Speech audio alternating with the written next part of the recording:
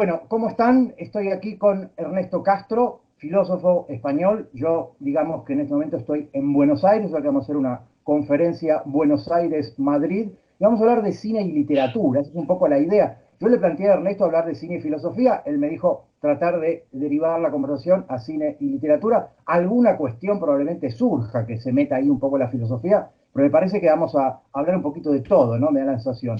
Pero vamos a empezar en todo caso abriendo el juego con lo que tiene que ver con cine y literatura, con las adaptaciones, con esto que tiene que ver con la vinculación entre las novelas, los cuentos, las obras de teatro y, por supuesto, después lo que pasa en el cine.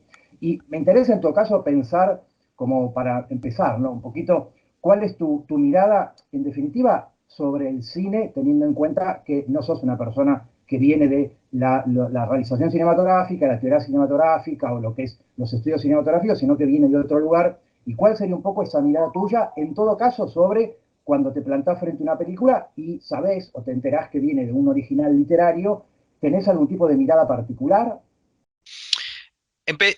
Justamente voy a dar un curso sobre ese tema el año que viene para refinar esa mirada, para darme cuenta de cuáles son los elementos que llevan a trasladar una determinada narrativa, a hacer que determinadas novelas se adapten mejor que otras.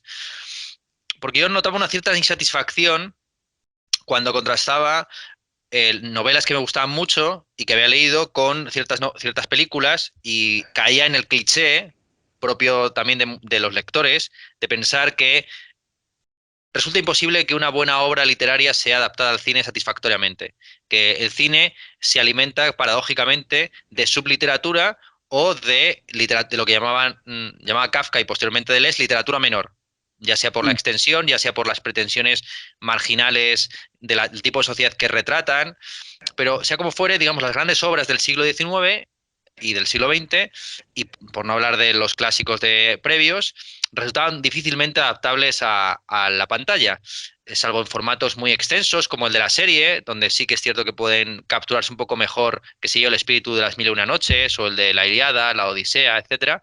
Y entonces principalmente estoy acercándome a esta problemática de la relación entre cine y literatura, también porque quiero ser mejor escritor y me doy cuenta que los escritores nacidos de la segunda mitad del siglo XX en adelante se tienen una particularidad, y es que la mayor parte de ellos han visto más películas que leído novelas, con mucha distancia, porque Sin duda.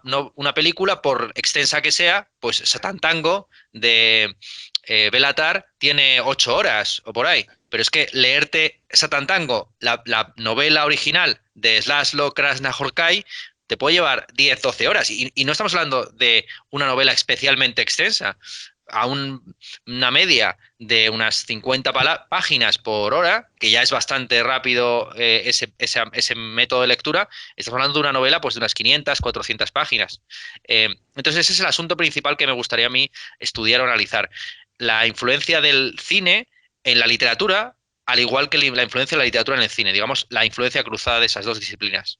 Claro, no, no, sin duda. Además hay que tener en cuenta que muchos escritores actuales a veces están más influidos por las películas que por otra literatura y que en definitiva lo que vemos es que actualmente muchas películas se alimentan no solamente de la literatura que están adaptando, sino de otros escritores y de otra literatura que no están citando directamente. Es decir, uno ve películas de un realizador actual, de Mm, Tarantino o de Almodóvar, y uno ve que hay una literatura que está funcionando de manera indirecta en esa película, que las influencias en ese escritor literarias no solamente están en la adaptación que está haciendo, que es la que nosotros conocemos, sino que se empiezan a reflejar otras lecturas, ¿no? ujú, Y es un fenómeno muy interesante que me parece que tiene que ver con que hoy, evidentemente, uno cuando asiste a una película está asistiendo a una película hecha por un director que seguramente es muy lector y muy cinéfilo. Entonces las sí. referencias son terriblemente cruzadas, ¿no? Y por eso se ha vuelto extremadamente complejo ese diálogo entre cine y literatura, porque ya Mm, no es que una película adapta a una novela, sino que uno ve funcionar todo un complejo literario detrás de esa película, ¿no? ujú,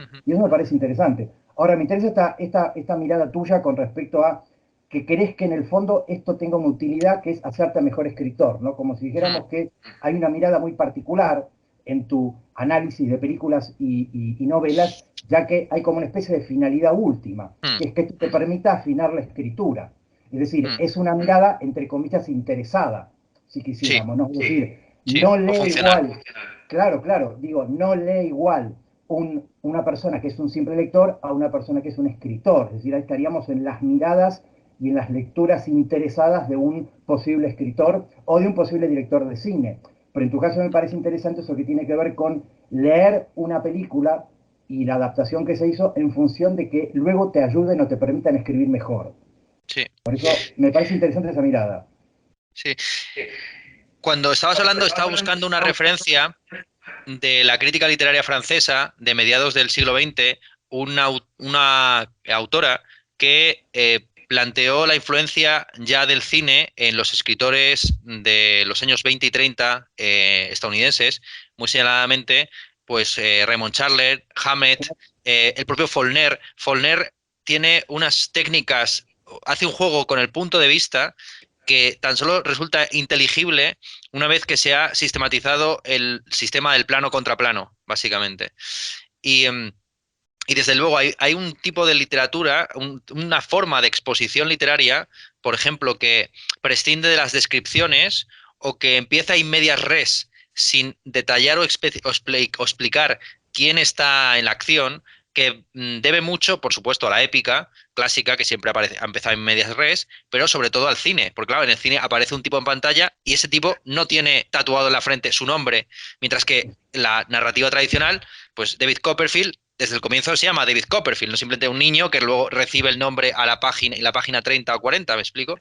Y, eh, y entonces hay, efectivamente, como bien dices, una retroalimentación que se ve sobre todo, yo creo, en el cine clásico de policíaco, de la serie negra, etcétera, y que se ha acentuado mucho más con el desarrollo de la fanfiction en el presente, hasta eso que llaman algunos la cultura de la convergencia, Jenkins y compañía, que habla de cómo el cine no solamente entra en diálogo con la literatura, sino con otros formatos que actualmente no se consideran arte con mayúscula, pero que sí que forman parte de la cultura en un sentido expandido, como son las propias redes sociales, y la recepción que tiene por parte de los fans con sus producciones, ya digo, de fanfiction, ya sea audiovisual, ya sea por escrito, que ven diversas variantes de la narrativa audiovisual que en el caso de trilogías o tetralogías y de series, a veces influyen incluso, por supuesto, en el desarrollo por parte de los guionistas o de los propios autores de novelas. El caso de Martin es un caso paradójico,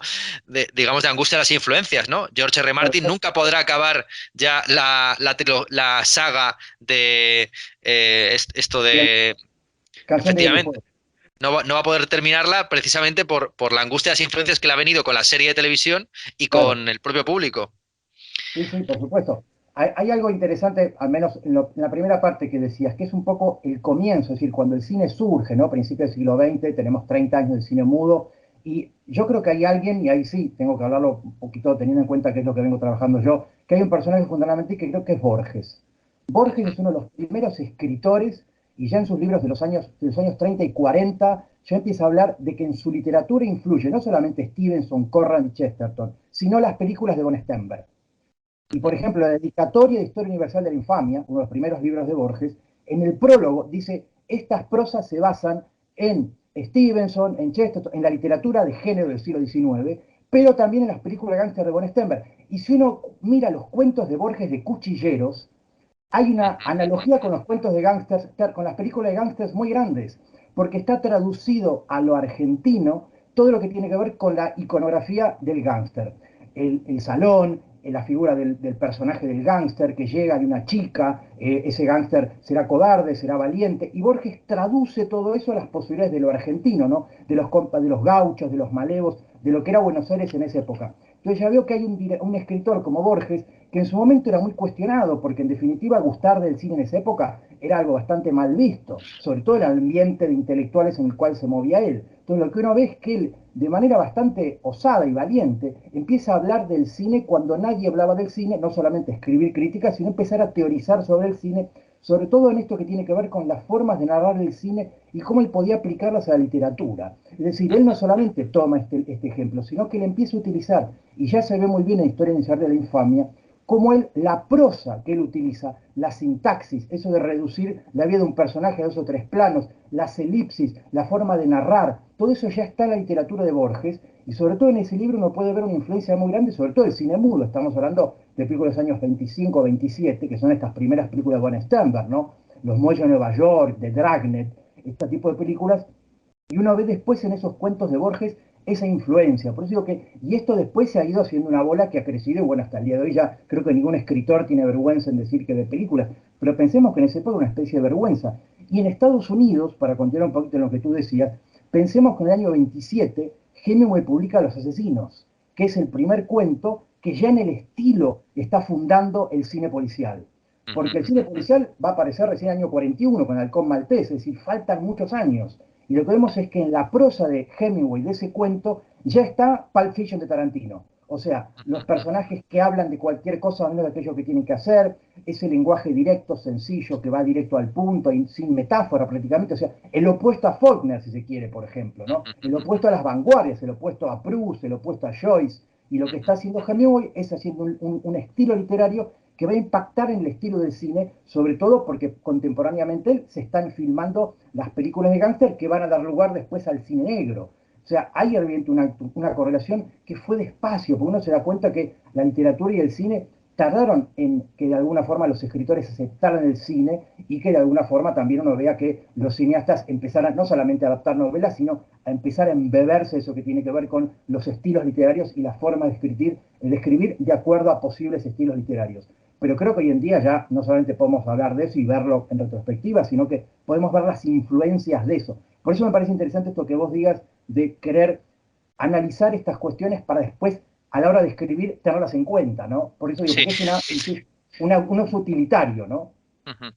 Sí, y también para apreciar mejor ciertas películas. Por ejemplo, yo tenía una cierta insatisfacción respecto a Blade Runner y creo Sí. que se debía a una visión excesivamente literaria. Yo creo que es uno de los pocos casos en los que hay una unanimidad de que la película es mejor que la novela.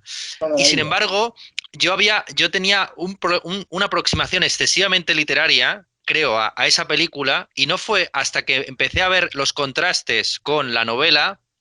Pero la novela a mí me interesa ideológicamente o desde un punto de vista moral y ético porque enfatiza mucho más, ya desde el propio título, el asunto antiespecista del paralelismo que hay entre los animales y los seres humanos. De hecho, el Claro. famoso test que De utilizan Turing, para sí, diagnosticar, el sí, test que utilizan de Volkswagen. para De ese Volkswagen, test.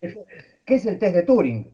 Eso es. El test de Turing Claro. que utilizan para discriminar a los androides de los seres humanos es un test que se basa en la empatía respecto a los animales, porque claro, estamos en un contexto posapocalíptico donde los animales son un bien de lujo y hay, digamos, producciones artificiales de animales junto con las especies naturales, que muchas de ellas han extinguido, ¿no?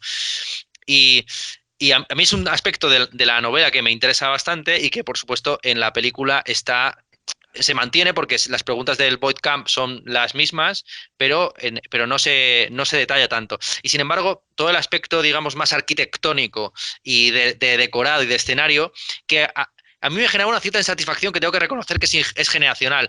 Se debe un poco a un cierto odio millennial a los años 80. Es decir, Claro. porque los millennials hemos tenido que aguantar tantos años la murga boomer de lo fantástico que fueron los años 80 que inevitablemente, aunque estamos atrapados por la nostalgia de Madonna o de la propia estética que inaugura Blade Runner, a mí me sigue como que asqueando naturalmente. Pero ha sido precisamente al contrastar, ya digo, los aspectos literarios con los aspectos estrictamente fílmicos que me he dado cuenta de esto. Entonces, no solamente es aprovechar para utilitariamente o funcionalmente escribir mejor, sino también para degustar más aquello que hay de estrictamente cinematográfico y también arquitectónico o plástico en las películas, en este caso como la de Ridley Scott.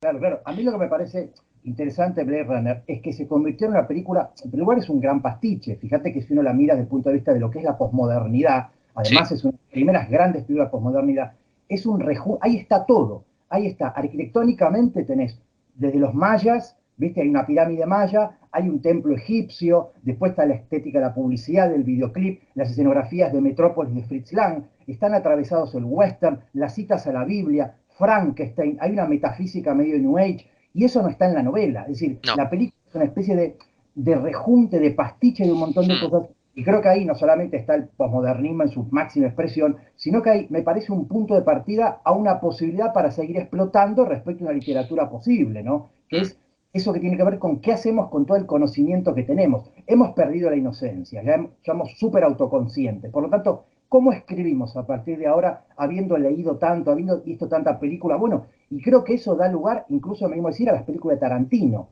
Yo creo que hay un antecedente siempre en Godard. ¿Sí? El cine de Godard ya tenía esta cosa del pastiche, pero él lo hacía con la alta cultura. A mí me parece que en Blade Runner, y después, por supuesto, en gran parte del cine norteamericano, va a aparecer atravesado esto que es la alta cultura con la baja cultura. Fíjate, por ejemplo, en el policial, vos mencionábamos el halcón maltés.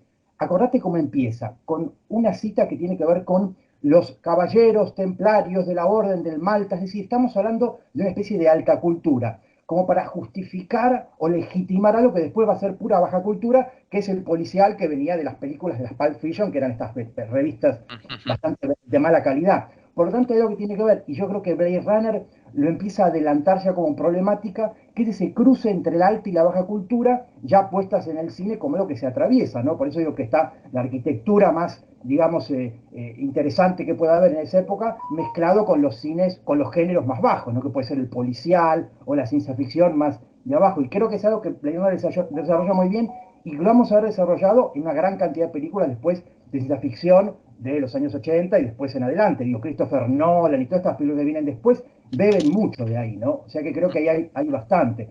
Y me parece que también es interesante la influencia literaria, por ejemplo, este asunto que vos planteas del especismo. Fíjate cómo en la segunda parte, la 2049, Blade Runner, la segunda parte, esto está planteado de alguna manera, no con los animales, sino con la mujer de él, que es una especie de proyección y androide. Es decir, esto que tiene que ver con la problemática que en la uno es respecto a las especies animales, en todo caso, en la 2 ese debate está puesto en qué es tener una mujer, que en el fondo uno sabe que es una especie de monstruo ahí medio androide, holograma, ¿no? Porque tiene que ver con eso, que es esto que en su momento uno habla con respecto al transhumanismo y cómo será de aquí a futuro la convivencia entre seres humanos y criaturas que no son humanos, mismos seres humanos que tenemos tantas cosas en nuestro interior, un marcapasos, una prótesis, un no sé qué, que nos va convirtiendo en parte máquinas, y cómo será esa convivencia en el futuro. Y creo que Philip Dick es uno de los primeros que empieza a introducir ese debate, ¿no? ¿Qué va a pasar cuando los seres humanos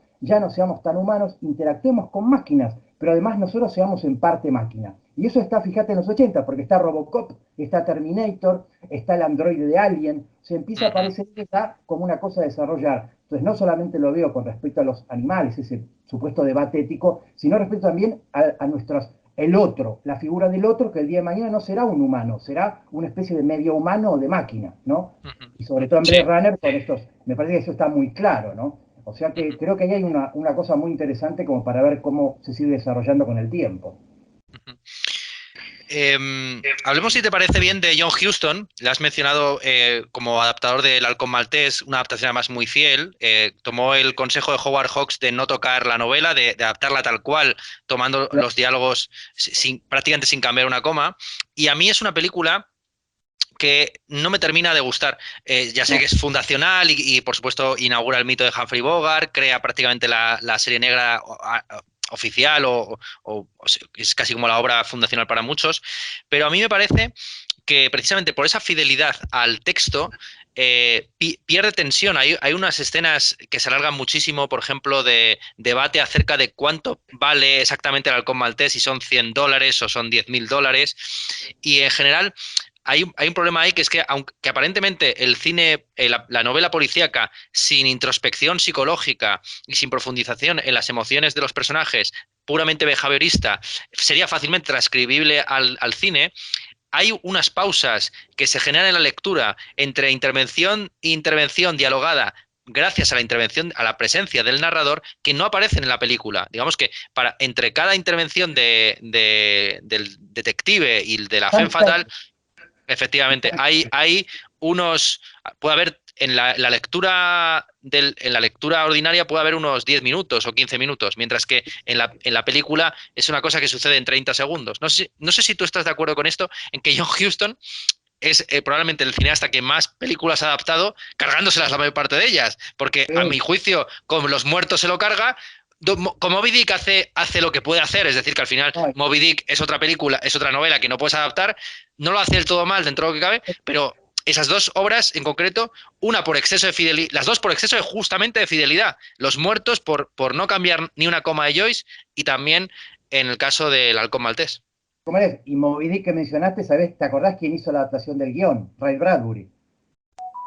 O sea que mirá quién le hizo la adaptación. O sea, y aún así, yo creo que el problema con Huston es eso, es que nunca se animó a traicionar la literatura, que yo Eso creo que es, es lo que hacen los grandes directores. Es decir, eso es. John Huston tiene un excesivo respeto por el original literario y yo creo que en el Halcón Maltés hay un excesivo respeto por la novela y entonces lo que pasa es que ilustra la novela y yo creo que lo que gana la novela es cuando la agarra Howard Hawks, que es mejor director de Huston, y de alguna forma lo que hace es llevarla a un terreno 100% cinematográfico. Es decir, me parece que lo que hace Hawks, en el sueño, me refiero a Dick Sleep, ¿no? Al Sí. sueño eterno, 5 años después, es que hace una adaptación que también es bastante respetuoso del original, pero de ya hay una puesta en escena y un trabajo con lo puramente cinematográfico que me parece que es mucho más interesante que lo de Huston, sobre todo porque teniendo en cuenta que Hawks no tiene ese respeto por la literatura que tiene Huston y porque me parece que además es mejor director. Pero fíjate que en ambos casos tenemos a Humphrey Bogart haciendo de Sam Spade y después de Philip Marlowe. Digo, el personaje es muy parecido en ese sentido. Y lo interesante también es ver cómo después va a empezar a evolucionar, teniendo en cuenta que el centro del policial está en la figura del detective. Digamos, el género policial nace con la invención del detective, Edgar Allan Poe, 1840, ¿no? Con los crímenes en la calle Morgue. Digo, todo pasa por cómo evoluciona el detective. Yo pensaba esto que tiene que ver con cómo fue esta evolución del detective, cómo lo presenta John Huston, que es una especie de faro de la moralidad, ¿viste? Intachable, éticamente irreprochable, y todo el universo está corrompido menos él. ¿No? O sea, todo está corrompido. Eso transcurre en San Francisco. Pensemos que después Chandler es Los Ángeles, o sea, dos ciudades muy cercanas, pero que en los años 20 son como sinónimo de una corrupción total.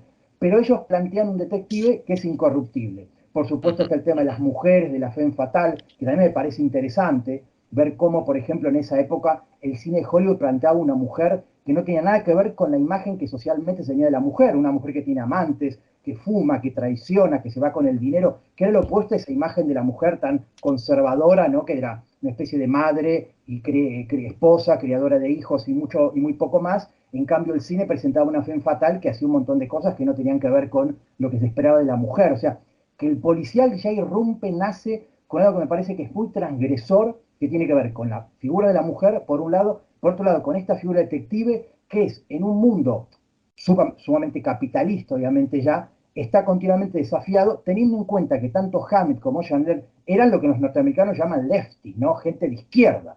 Eran como tipos que hoy serían vistos como gente de izquierda, que en su momento lo que hacían era utilizar el género para hacer grandes críticas sociales, teniendo como contrapartida de esa imagen que la sociedad estaba podrida efectivamente por culpa, en parte, por ese capitalismo en el cual todo lo corrompe y todo tiene que ver con la relación con el dinero, porque en el fondo todos los crímenes son por dinero, sino que ellos eran, por contraste, la única figura de entereza moral, ¿no? Y ahí me parece que funciona un poco el origen en el cine, porque no olvidemos que en esa época ya empezaba a estar en el cine estos controles de la moralidad, las películas tienen que tener una serie de cosas que la literatura no sería. Pensemos que, por ejemplo, El sueño eterno está llena de pornografía y homosexualidad, que en la película no están. O sea, fíjate qué interesante eso, que es cómo en el cine no se pueden hacer cosas que en la literatura de esa época, incluso anterior, ya sí se podía, ¿no? Lo cual ya habla un poco de esto que tiene que ver con la adaptación, qué es lo que puede pasar al cine y qué es lo que no. Pero Sí, evidentemente.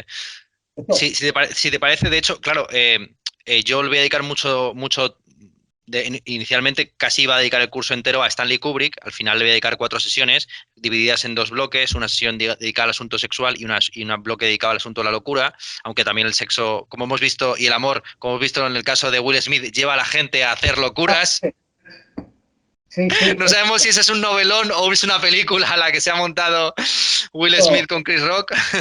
Esto. sí, a ver, yo creo que nos pasó a todos cuando estábamos viendo, la verdad es que el que lo vio en vivo no sabía si formaba parte de una especie de cosa realmente pensada o si, digo, yo creo que eso va a dar lugar esto va a ser histórico, no lo vamos a olvidar jamás, pero me parece que lleva a un planteo y a una reflexión que uno puede pensar es hasta qué punto está esta idea de lo que se produce en la audiencia, o sea, cómo el espectador de alguna forma forma parte de ese espectáculo en tanto que se cuestiona si eso que está viendo es real o está inventado, que es un poco lo que pasa con cualquiera que se enfrenta a una ficción. Es decir, una ficción no sabe que es una ficción. Pero ¿qué pasa cuando esa ficción se presenta como algo que uno cree que es ficción, pero después empieza a dudar y dice, no, pero a ver, esto no estaba pensado. Esto fue algo que surgió espontáneamente. Por lo tanto, eso que tiene que ver con los límites entre lo que uno supone que está ensayado y pensado y lo que es ficción empieza a ser cada vez más débiles, ¿no? Y a mí me parece que tiene que ver con una posible, digamos, reflexión que uno puede hacer respecto al rol de la ficción en la sociedad, ¿no? Cómo funciona la ficción en la sociedad.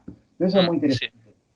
Sí. Y volviendo al asunto este de lo que se puede, lo que se permite y no se permite en cine y en literatura, un ejemplo paradigmático en ese sentido es la diferencia que hay entre Lolita de Kubrick y luego Eyes Wide Shut. Como en Eyes Wide Shut comienza directamente ya con un desnudo frontal en el primer plano, ¿no? En la primera escena, incluso casi contradiciendo el título, ¿no? Es decir, no vas a cerrar los ojos, no vas a cerrar los ojos, vas a estar mirando. Y menos si es Nicole Kidman. O sea, claro, por supuesto. Con el culo de Nicole Kidman. Efectivamente.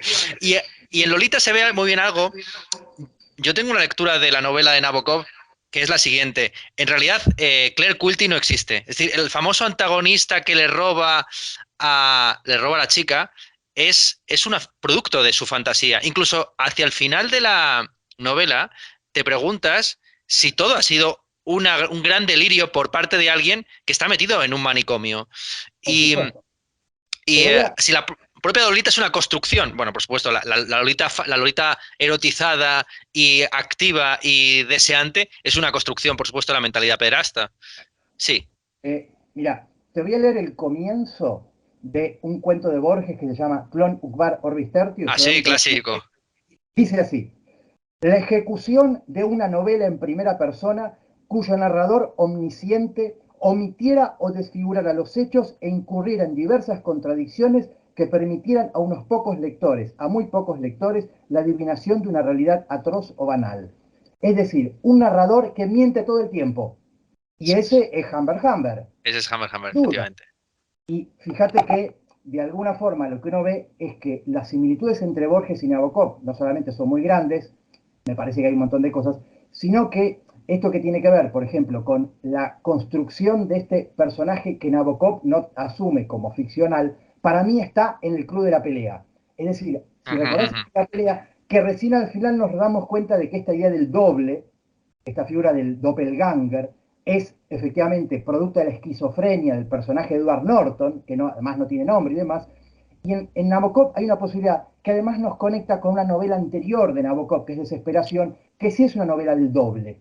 O sea que Nabokov está todo el tiempo jugando con la idea del doble. Por lo tanto, entre Humbert Humbert y Quilty hay una evidente posibilidad de pensar que la figura del doble está puesta en ellos dos, pero que Claire Quilty es una proyección. Yo he leído en un par de lugares esa teoría sobre esta posibilidad. No sería descartable, teniendo en cuenta esto que me parece muy interesante, que es lo que plantea Borges, que es que vos podés crear un personaje principal que miente y engaña al lector, pero está en el lector darse cuenta de cómo y de qué forma fue engañado por ese narrador.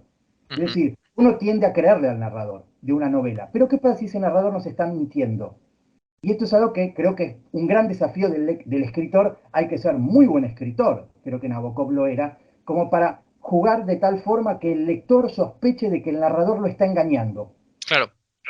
Además que en el caso del cine, al ser casi un arte deíctico o icónico, que te señala y te trae en un primer plano los objetos de los que narra, no puede privarse de la presencia física de los personajes. Entonces, lo fascinante del cuento de los muertos, desde un punto de vista narrativo y estructural, es que Joyce menciona de pasada a la esposa durante las primeras casi 30 o 40 páginas, y es cuando la esposa ya no aparece bajo la figura de señora D, sino que está escuchando una canción que le va a remontar a su viejo amante muerto. En ese momento, de repente, todo el centro de narración es ella, que hasta entonces era un personaje olvidado. El problema de la película de John Huston es que ese personaje, si aparece, al grabarse en una salita muy pequeña, siempre aparece. Y la diferencia entre el Club de la Lucha de Palahniuk y el Club de la Lucha, la adaptación cinematográfica de David Fincher,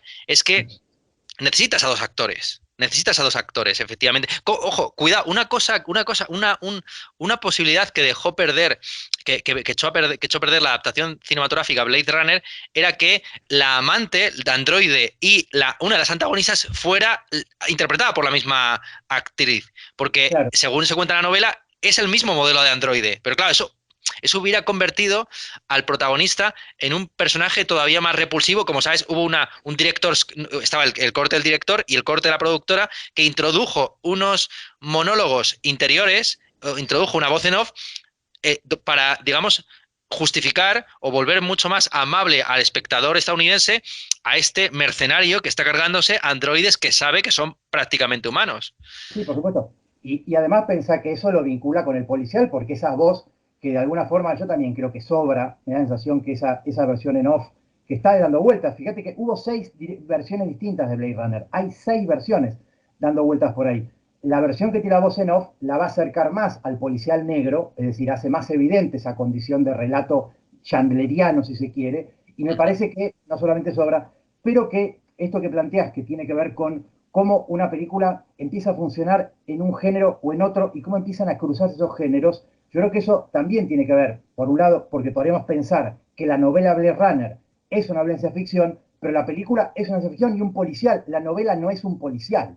Y eso es algo que también va a hacer, por ejemplo, Kubrick, que es empujar el género en la dirección. ¿Qué género es la novela, Lolita? ¿Qué género es la película? Y está claro que la película es de un género distinto al de la novela. Es decir, la novela trabaja en una dirección y la película hasta por momentos tiene otro tono. Ahí es cuando digo que hay una traición, cuando hablábamos de El halcón maltés, John Huston es muy literal. Kubrick, creo que uno de los grandes méritos de Kubrick es que en sus 13 películas adapta 11 novelas, es decir, es prácticamente un director que no salió de la literatura. Pero fíjate que por lo general hace una traición, ni hablar del Resplandor, que es una traición absoluta y total, es probablemente unas adaptaciones que más le falta el respeto a su original literario, hace lo que quiere.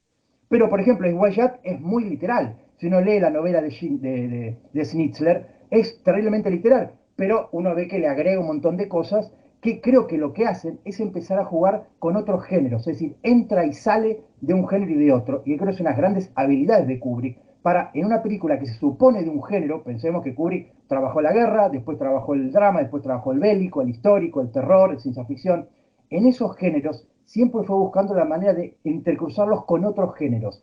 Y Lolita, que es tal vez una película que uno dice, bueno, podría ser una comedia dramática, tiene mucho que ver con que a eso se vio empujado, más allá de por las condiciones de producción en esa época de una película semejante, que como decía Kubrick en su momento, imagínense que esta película es como una especie de historia de amor entre una princesa y un sapo, ¿no? Para diferenciar un poco de lo que es una historia de amor con un adolescente, en la cual en la novela es claramente un pedófilo, pero acá en la película claramente el tipo se enamora de la chica. O sea que hay una traición, se quiere, de la novela, pero es que de otra forma hubiera sido infilmable. Si uno mira la versión que se hizo después, que hizo Adrian Lyne, es como que ya se juega más, ¿no? Sexualmente, a todo nivel, ya está todo puesto ahí. La pregunta es, ¿qué es más interesante para el cine?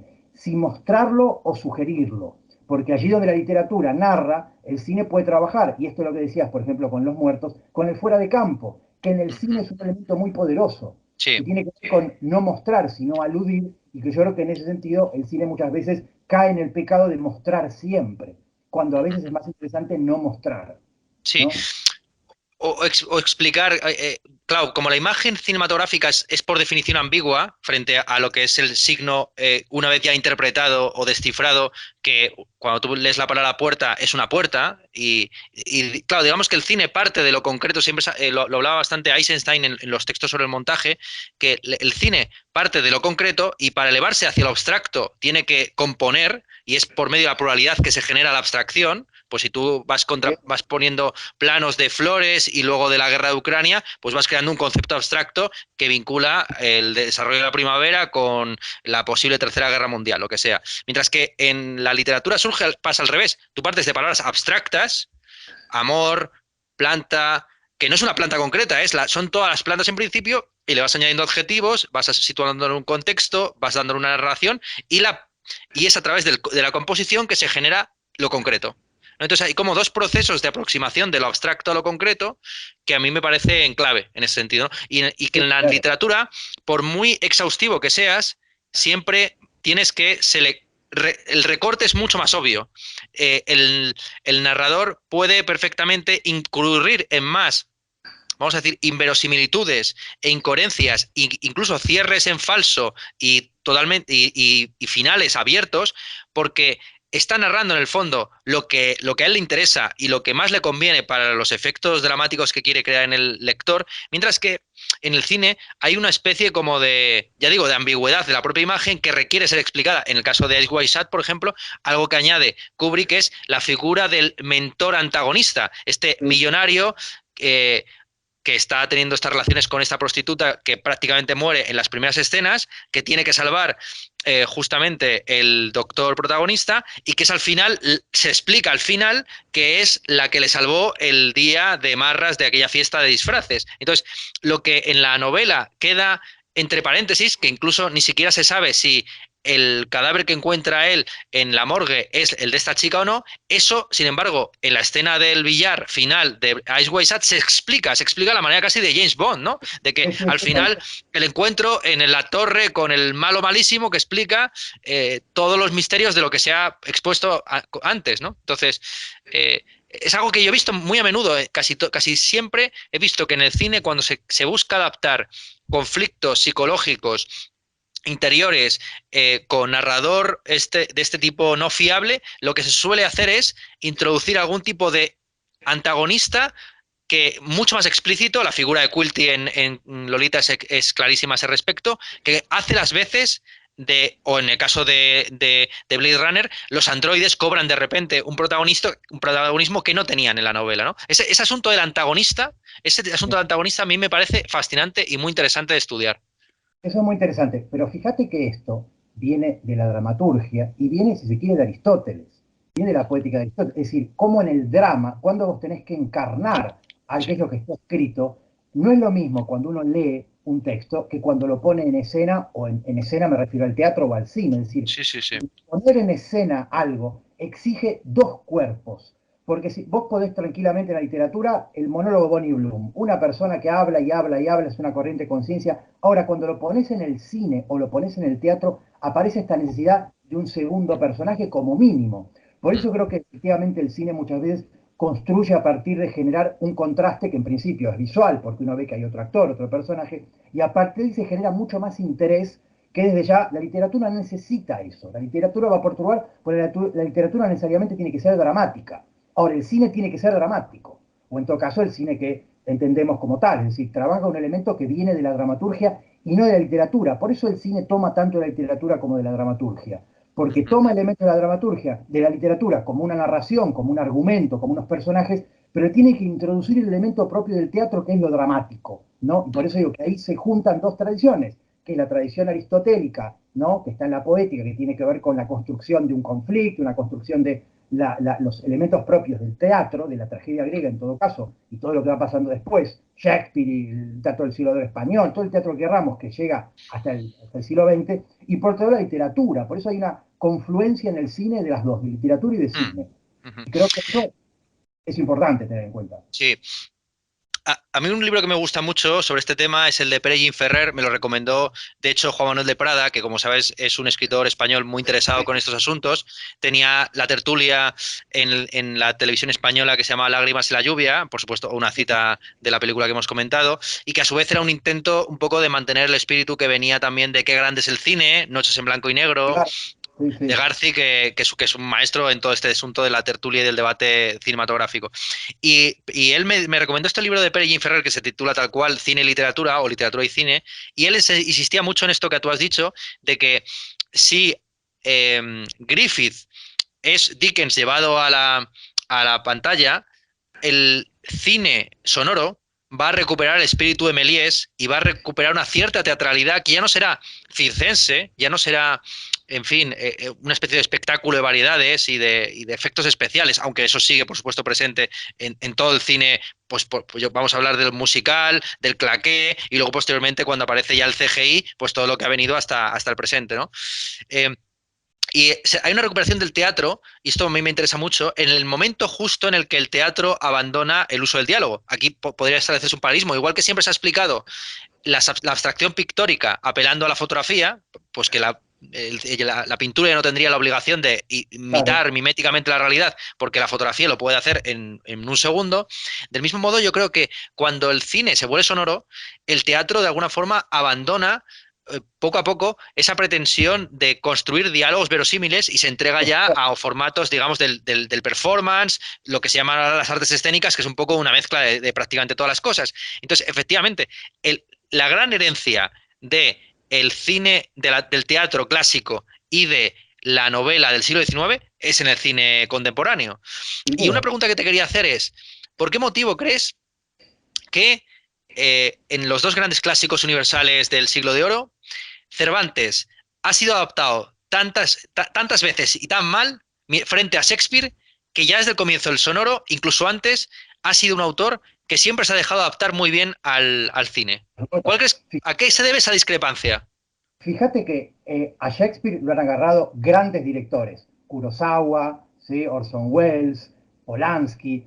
A Cervantes, salvo Orson Welles en su época tardía en España, cuando ya filmaba con muy pocos medios, pero digo, fíjate que en general a Cervantes no se le animó nadie, pero a mí una cosa con el Quijote, está bien, no soy Javier, no soy maestro, no soy Jesús maestro en cuanto al análisis del Quijote, pero hay una cosa que yo vinculaba, fíjate esto que voy a hacer, ¿no? Que es la tradición que va a tener que ver después con el policial, por ejemplo. Cómo Cervantes va a tomar un personaje, que es Don Quijote y Sancho, que lo toma al final del espíritu de lo que es la novela de caballería, y que si leemos el Amadís de Gaula o leemos Tirant lo Blanc, es un personaje 100% construido en base, por ejemplo, a los valores que tienen estos caballeros.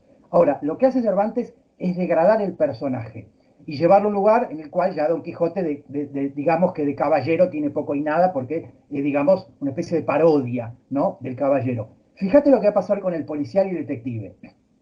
Cuando empieza Chandler y Hammett, Humphrey Bogart, Sam Spade, o en todo caso Philip Marlowe, es una especie de equivalente al caballero de la Amadís de Gaula, Uh ¿sí? -huh, uh En -huh, una uh -huh. entereza total. Ahora, cuando continúa el siglo XX y empezamos a ver la tradición del policial, ¿a dónde llegamos? Fijémonos, por ejemplo, la película de Robert Altman del Largo Adiós, años 70.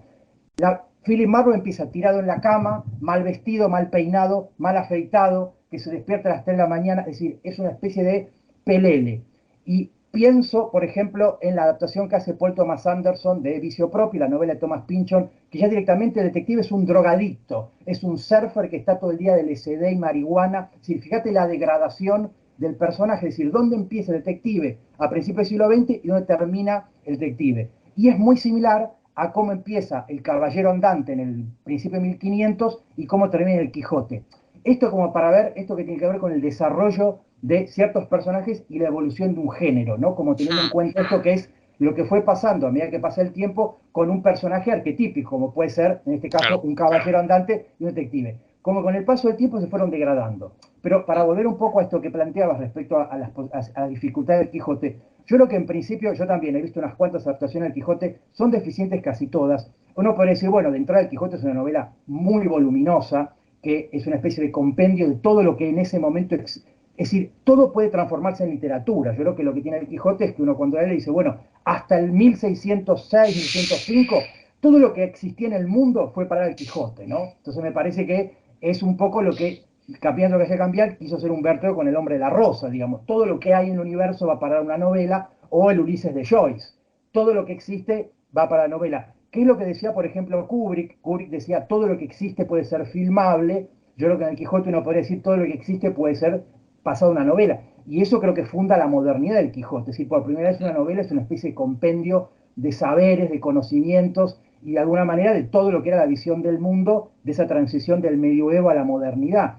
Pero yo creo que la dificultad tal vez más grande a la hora de llevarlo al cine es que ningún gran director se le animó al Quijote. O sea, yo Ya. creo que no es más complejo que eso, es decir, uno podría haber reducido la película a 2 horas, porque mismo la de Gutiérrez Aragón tampoco es, ¿no? Tampoco es una gran cosa. Él la hizo, viste, varias veces, porque él hace primero la serie de televisión para la 2, después hace Caballero Don Quijote, que es la segunda parte, ya con el final, y son todas como bastante deficitarias, teniendo en cuenta que son películas muy ilustrativas, muy poco interesantes. Pero me parece que tiene mucho que ver lo del Quijote con que no hay un gran director que, así como se le animaron a Shakespeare, que se le haya animado a Don Quijote. Yo creo que es un gran director. Lo hubiera hecho, hubiéramos tenido una gran película, pero que seguramente hubiera sido interesante por cómo hubiera traicionado la novela, que es lo mismo que vemos en las películas de Shakespeare, que siempre hay una gran traición. Sí. Y además recortando sobre todo texto, en el caso de Hamlet, por ejemplo, convirtiendo en prácticamente un drama psicológico interno lo que es una obra de teatro muy extensa que en adaptaciones fieles dura 5, 6, 7 horas. Me ha parecido muy interesante lo que has dicho. Claro, efectivamente. Sí, como ha sucedido con Batman, yo creo que la tendencia última del cine mainstream, que efectivamente está entregado por completo de pies y manos al cine de superhéroes, poco a poco va creando unos formatos donde entran mejor esas obras de narrativa previas al siglo XIX, que tienen esa extensión, también las del siglo XIX tienen una extensión a veces muy voluminosa, y tiene ese componente serial. Yo creo que el Quijote podría perfectamente adaptarse y convertirse en una serie donde, tomando el espíritu, como tú dices, de esa figura quijotesca que quiere imponer la virtud en un mundo de vicio, pues sin embargo se ve irónicamente implicada en el propio desenvolvimiento del mundo. Hegel tiene unos pasajes muy célebres acerca del alma bella y el combate del alma bella contra el mundo, que en el fondo es una reflexión también acerca de Cervantes y del Quijote. Y me ha parecido muy valiosa ese parismo o esa línea de degeneración o genealogía que tú has establecido entre el Quijote y el detective, que es la misma al final que se puede establecer entre Prometeo y Frankenstein o entre Ulises y Don Juan, ¿no? La figura moderna del Ulises es Don Juan, o sea, es el hombre que va buscando aventuras sexuales, y la última encarnación del Don Juan es el cornudo, es el que, saliendo de su casa para ir en busca de aventuras, deja a Penélope a merced de los pretendientes, como sucede efectivamente en el Ulises de Joyce. Entonces, claro, quizás una adaptación, porque no sé si te gustó la adaptación que hizo Terry Gilliam, o si a Terry Gilliam le colocas en la categoría más bien de director modesto. Hombre, desde luego lo hizo con unos actores muy reconocidos y demás, pero el problema que tiene principalmente la adaptación es querer mantenerse fiel, no obstante, a la figura del Quijote del siglo XVII, ¿no? Orson Welles lo intentó hacer, y como sabes, él pretendía que la película que él iba a hacer, la adaptación, terminase con Don Quijote entrando en un bar y viendo a través de la televisión la llegada del hombre a la luna. Y lo que él quería representar, que hubiera sido muy bonito, es la desaparición de la vieja España. Como esa España dual, las dos Españas, la famosa España de Don Quijote y Sancho, que es una de las dos te la hará el corazón, según Antonio Machado. Esa España había sido destruida por el proceso de industrialización y desarrollo económico durante el franquismo, ¿no? El franquismo, al crear la clase media, había destruido la pseudo aristocracia quijotesca y la clase baja de Sancho. Por cierto, ¿sabes cuántas personas se llaman Sancho en España? Lo miré. 20, literalmente 20. Es increíble que en España hay literalmente 20 o 30 personas que se llaman Sancho. Tengo por aquí la cifra, pero vamos, estamos hablando de que no pasa de 3 cifras, de tres cifras. Sancho Gracia, ¿te acuerdas del actor de Curro Jiménez? Ahí tenemos un Sancho. Sí, pero fíjate que pero debe haber hay poquísimos, y eso se debe también en buena medida a la autoconcepción del español. El español en realidad le gustaría ser Don Quijote, se imagina como Don Quijote y no quiere ser el Sancho bobo que sigue a un pobre diablo y que le gustaría en el fondo ser remunerado con la ínsula, efectivamente. Claro, pero fíjate, por ejemplo, cómo revaloriza, volviendo a Jesús Maestro, la figura de Sancho, que dice que no es ningún tonto, ¿viste? Que Jesús Maestro lo pone a Sancho como... Pero Sancho es Watson.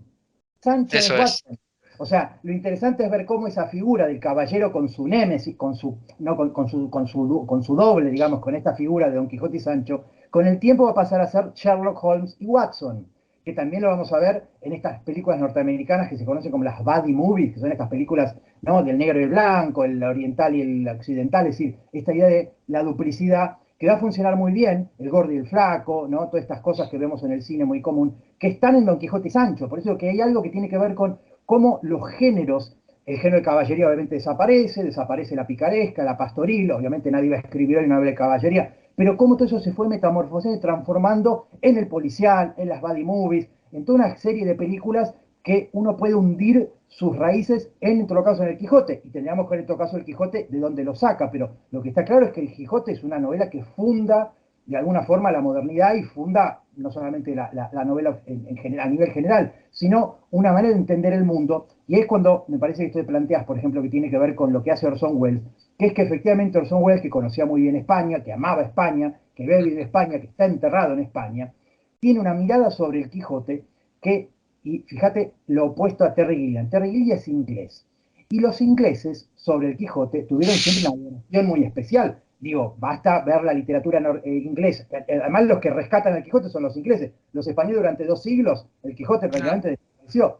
Son los ingleses a partir de los escritores del siglo de las luces, ¿no? De Sterne o de tantos otros, de Fielding, que son los que recuperan el espíritu del Quijote, haciendo un tipo de novela. Entre ellas está Thackeray, el autor de las Vanidades también, que es el que Kubrick después hace Barry Lyndon, que son los escritores del Señor de las Luces, que tienen al Quijote como gran novela. No me acuerdo quién dijo, creo que fue Pérez Reverte, que dijo, gracias a eso nos ligaron a la Armada Invencible. Ellos sabían tanto de España que por eso vencen a la Armada Invencible, porque habían leído mucho más al Quijote y la literatura española que los españoles a los ingleses, lo cual no es del todo... O que los españoles al propio Cervantes.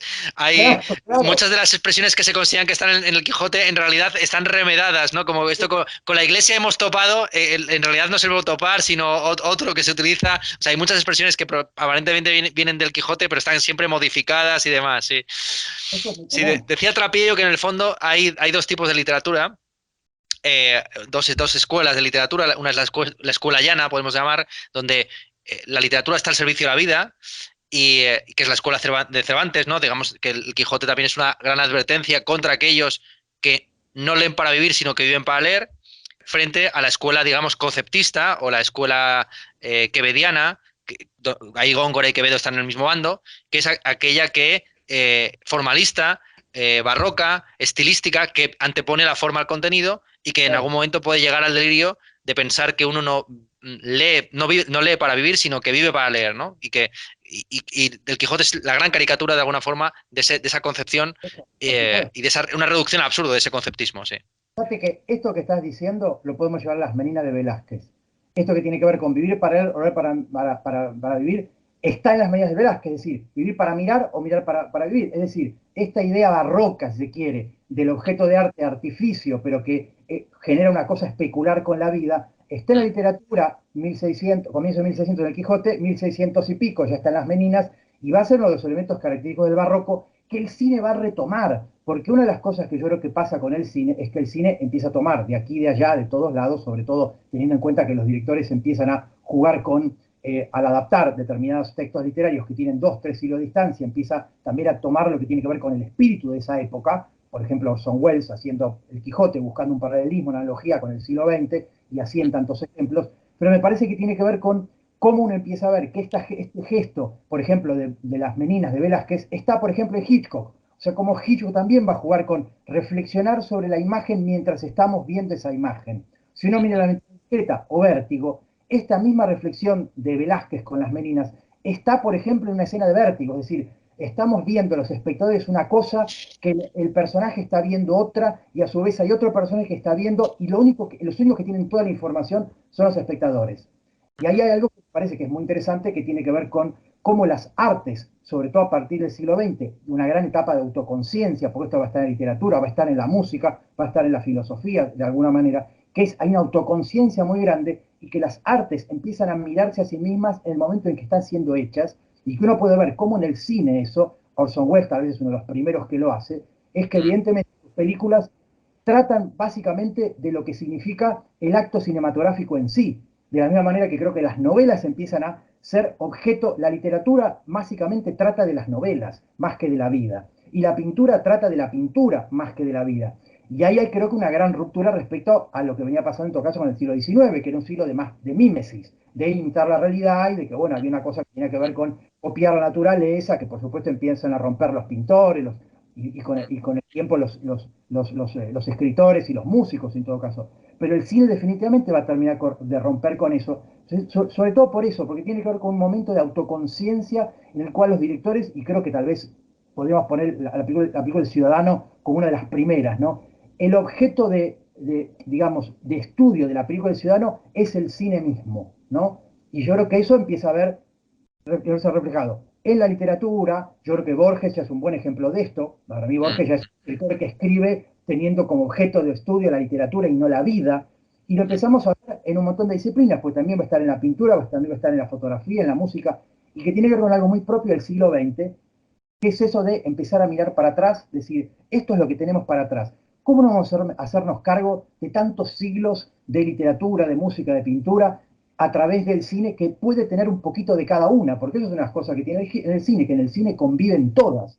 En el cine uno puede poner literatura, puede poner música, puede poner mm, pintura, filosofía, y el hecho de que el cine es ese gran aparato en el cual, esa obra de arte total, como decía Wagner de la ópera, bueno, el cine creo que en ese sentido es más.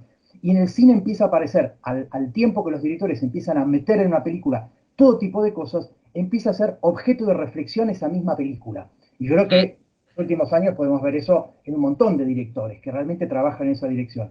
Y creo que gran parte de la literatura actual también trabaja en esa dirección. Es decir, los escritores de alguna forma ya mezclan en una novela elementos que uno puede ver que son claramente cinematográficos o que provienen efectivamente de una literatura directa o de, como decías antes, de lo que dice Bloom, angustia e influencia, ¿no? De estar influido por aquel y por más allá, y uno ya pierde un poco el hilo para dónde viene esa influencia, porque muchas veces creen que viene de acá, pero en realidad viene de mucho más atrás. Pues claro, uno empieza a ver cómo uno cree que está tomando algo de un escritor, y en realidad hubo un escritor anterior que uno a lo mejor no conoce, que fue el que fundó ese procedimiento. Y con el cine pasa un poco lo mismo. Pero creo que es un poco lo que está pasando ahora en general con las artes y que veremos hacia dónde va. Pero creo que tiene que ver un poco con una época en la cual Internet ha permitido que todos consumamos cualquier tipo de cosa, es decir, ya podemos consumir todo lo que queramos. Internet nos permite acceder a todo el conocimiento humano está en Internet, todo el arte que se ha producido está en Internet. Por lo tanto, tenemos acceso a todo. Entonces, ¿cómo manejamos esa información? Creo que es Claro. uno de los debates actuales.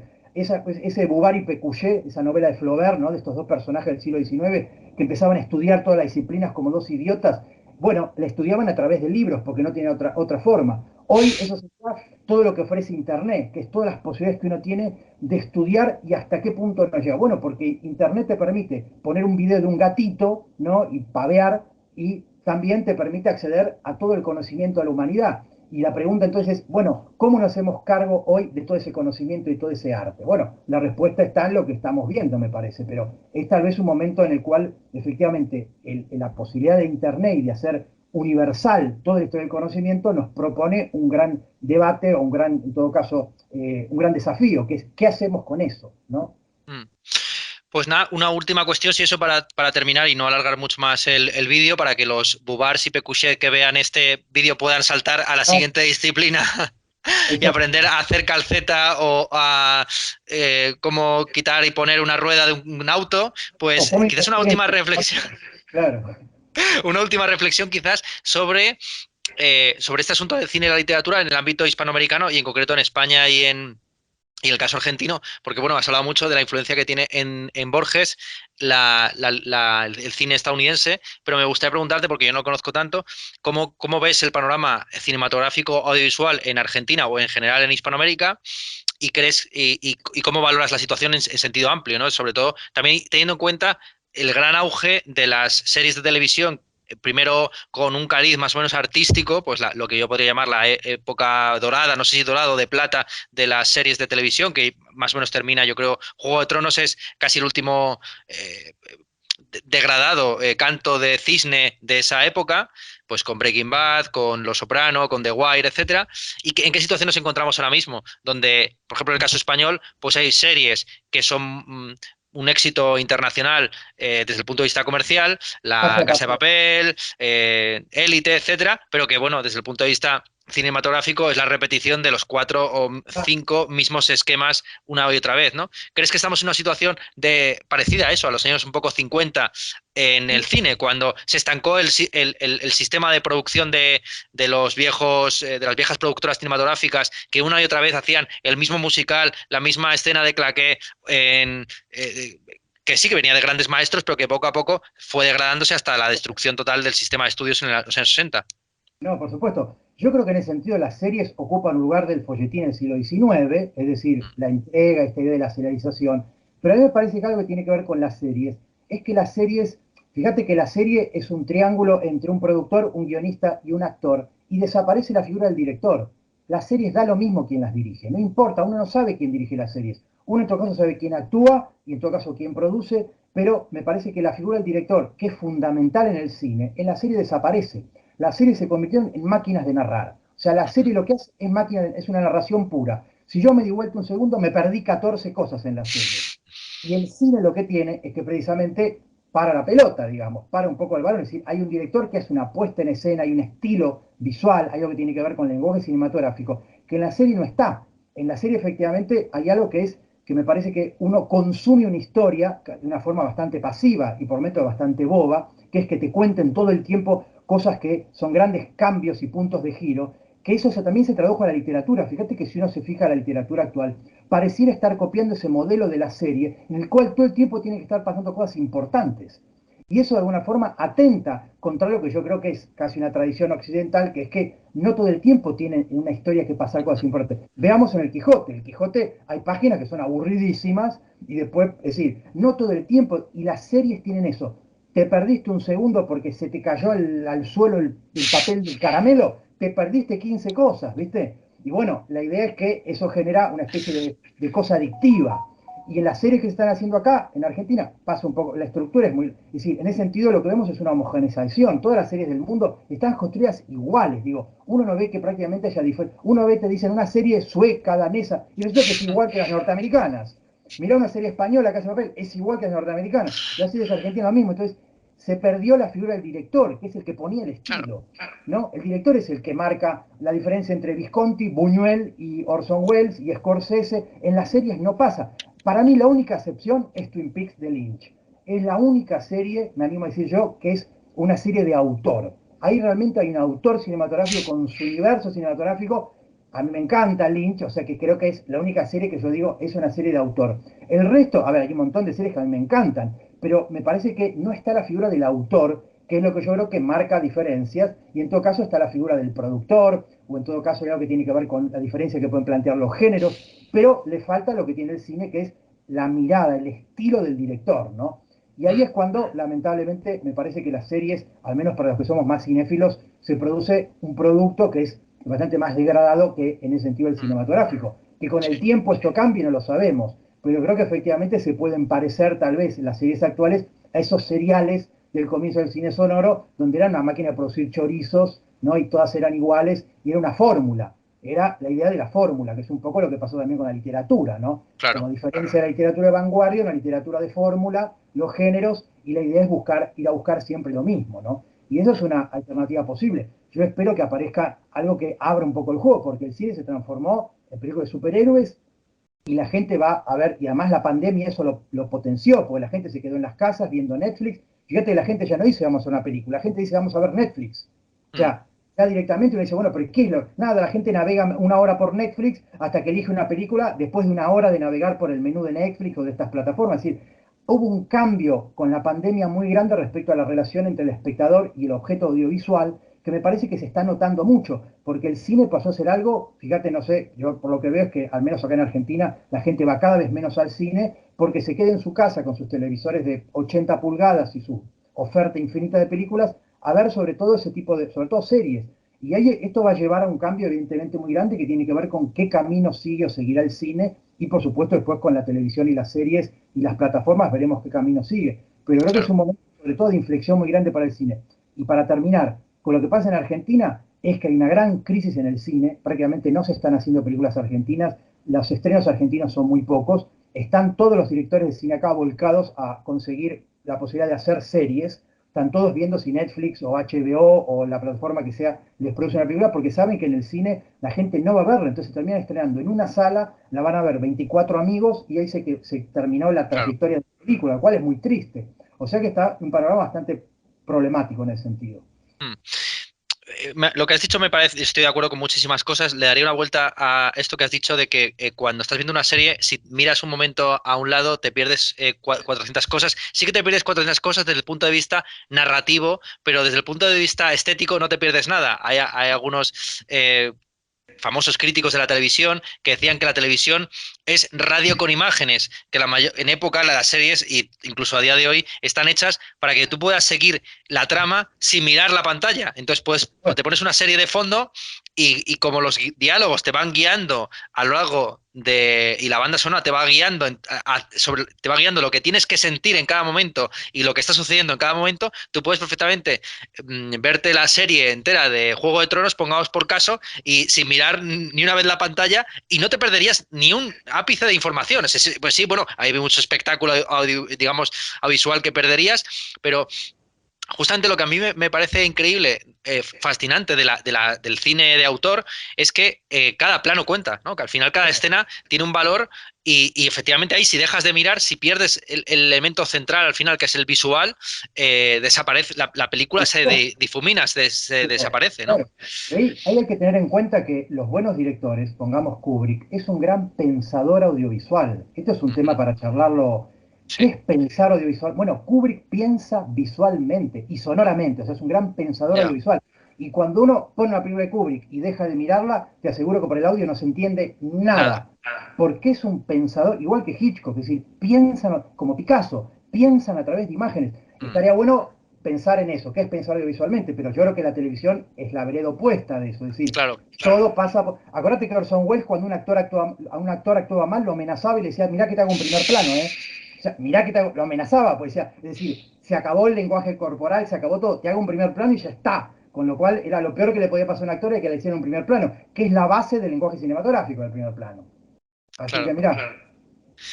Bueno, pues nada, Sebastián, nos han quedado muchos temas. Pero yo creo que para una primera conversación ha estado fantástico. No sé, manda si quieres un saludo final para los espectadores y con esto ya cerramos. Mandamos un saludo a los espectadores españoles, a los espectadores argentinos, sumamos, hacemos una cosa realmente hispanoamericana, de ambos mundos, una gran... Pero no, un saludo, gracias por supuesto por estar ahí y por mantener vivo esto que tiene que ver con este intercambio que permite YouTube, que me parece increíble. Por supuesto, lo que uno puede ver es cómo YouTube en ese sentido ha permitido que intercambiemos conocimientos de distintas partes del mundo, nos digamos cosas que antes era imposible, o sea que el fenómeno de estas cosas a mí me parece increíble. Lo que haces tú, Ernesto, me parece increíble porque realmente has conseguido una cantidad de gente que viene de distintos ámbitos, que se ha interesado por la filosofía, por la literatura, por el cine, por la historia. Entonces, en ese sentido, me parece realmente una labor absolutamente extraordinaria la que haces y la que estás haciendo y la que seguramente seguirás haciendo, que nos has enganchado a gente de todo Hispanoamérica a seguir tus videos y seguir de alguna forma los temas que vas planteando y a partir de ahí las puertas que vas abriendo, donde cada uno después va siguiendo por su camino. Así que, por supuesto, gracias a los espectadores y gracias, por supuesto, a ti por tu generosidad y por todo lo que estás haciendo, que me parece un trabajo enorme. Así Bueno, que pues gracias. gracias también a ti, Sebastián. Y yo he tenido oportunidad de ver pocos vídeos tuyos, pero me han gustado muchísimo. Recomendaría especialmente uno que has hecho sobre Dune, sobre las diversas adaptaciones de Dune, enfatizando algo que yo creo que está bastante consensuado dentro de la literatura sobre este asunto, que es que una adaptación cinematográfica de una novela no es una mera ilustración con imágenes de la trama, sino que es una interpretación, es una crítica literaria y al mismo tiempo visual, en donde uno selecciona y ofrece un punto de vista autoral, que es lo que tú echabas de menos en esta última adaptación de la célebre novela de ciencia ficción. Así que nada, nos ha quedado pendiente, no me da cuenta cuando estabas hablando, la adaptación audiovisual del tercer gran género literario que es el ensayo, pero lo hemos Claro, claro, ejercitado pero no representado, que dirían los discípulos de Gustavo Bueno, es decir, por supuesto. justamente es en este tipo de vídeos donde el formato clásico del diálogo socrático o del ensayo y del tratado de repente se presenta en imágenes en movimiento, y aquí estamos nosotros como dos figurines encarnando nuestro papel. Pues muy bien, un saludo para todos y hasta la próxima. Dale, Ernesto, quedamos así y en todo caso lo seguiremos desarrollando en otros videos, pero genial. Venga, Gracias. Chao a chao. todos. Chao.